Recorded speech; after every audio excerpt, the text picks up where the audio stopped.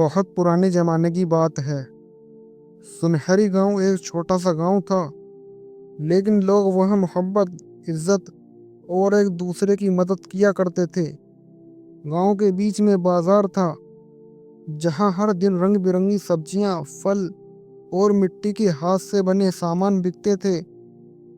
رفیق ایک ایماندار اور شریف آدمی تھا۔ اپنی سبزی کی دکان کے سامنے کھڑا ہوا تھا۔ اس کی آنکھوں میں امیدیں تھیں، محنت کی چمک تھی۔ بچوں کے لیے دودھ، گھر کے لیے روٹی اور بازار کے لیے سبزی۔ رفیق کا دن اسی چکر میں گزر جاتا تھا۔ ایک دن بازار میں ایک نیا آدمی آیا۔ جمال اس کا چہرہ، تھوڑا سا تیز اور آنکھوں میں چالاکی تھی۔ لوگ اسے شروع میں پسند نہیں کرتے تھے، کیونکہ اس کی عادت تھی ظلم کرنے کی۔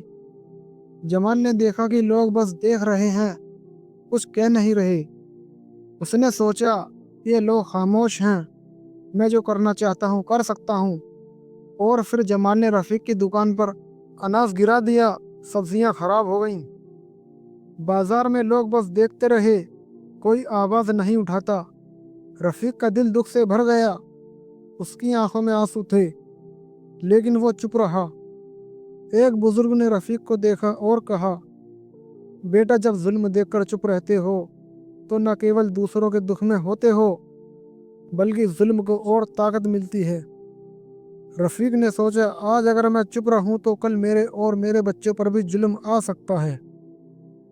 رفیق گھر گیا، بچوں کے ساتھ بیٹھ کر سوچا۔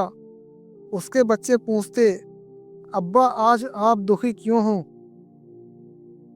رفیق نے جواب دیا، بیٹا، جب کوئی ظلم کرتا ہے اور ہم چپ رہتے ہیں تو ظلم کو ہمت ملتی ہے اور دوسرے بھی دکھ میں رہتے ہیں۔ بچوں نے بھی سمجھا کہ ظلم کے سامنے چپ رہنا صحیح نہیں ہے۔ رفیق نے قرآن اور حدیث یاد کی، برائی کو ہاتھ سے روکو، اگر نہ کر سکو تو زبان سے روکو، اور اگر یہ بھی نہ کر سکو تو دل میں اس کو برا سمجھو۔ اس نے فیصلہ کیا کہ وہ آواز اٹھائے گا۔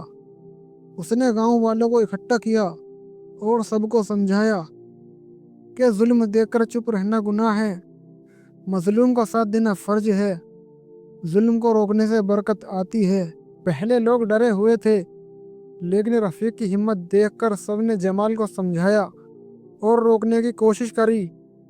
جمال کو سمجھ آ گیا کہ رفیق گاؤں والوں کے ساتھ مل گیا ہے، اور وہ اپنی غلطی ماننے لگا۔ رفیق نے سیکھا، خاموش رہنے سے ظلم بڑھتا ہے، آواز اٹھانا ضروری ہے، چاہے مشکل ہو۔ اسلام میں ظلم کو روکنا ایک ذمہ داری اور عبادت ہے۔